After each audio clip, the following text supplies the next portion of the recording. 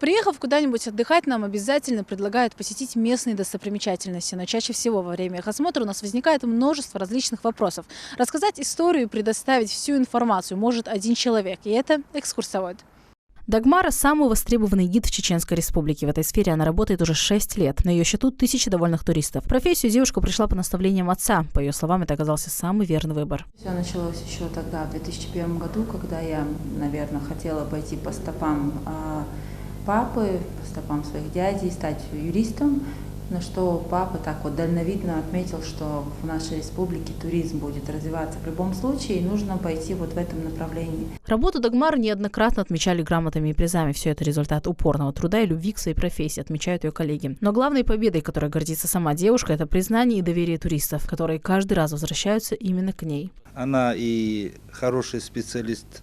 Не только, как известно, она очень хороший специалист в сфере туризма, то есть как гид, экскурсовод, она очень прекрасно знает территорию нашей республики, знает все достопримечательности, более того, она знает все связанные с ними факты, которые она может спокойно и доходчивой форме довести до любого туриста.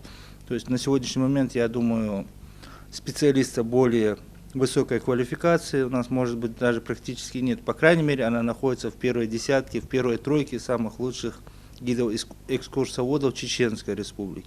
Работая с большой группой, экскурсоводу важно найти подход к каждому туристу. Кроме того, одна из главных задач чеченских гидов – развеять стереотипы о республике и ее жителях. Плюсов очень много. Ты имеешь возможность рассказывать о своем народе, рассказывать о тех сыновьях, которые достойны того, чтобы знали об их подвиге.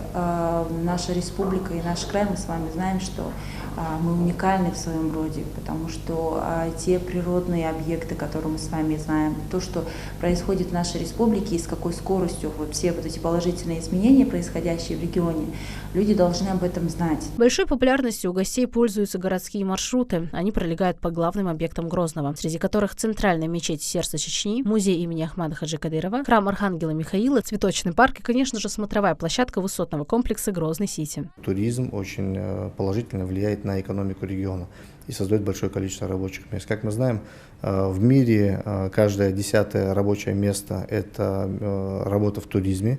Это очень хороший показатель, нам в республике есть к чему расти. Мы в приоритете себе поставили внутренний российский туризм, потому что нам очень важно, чтобы россияне, которые путешествуют ежегодно по Российской Федерации и странам ближнего и дальнего зарубежья, также приезжали в Чеченскую Республику и рассматривали ее как новую дестинацию.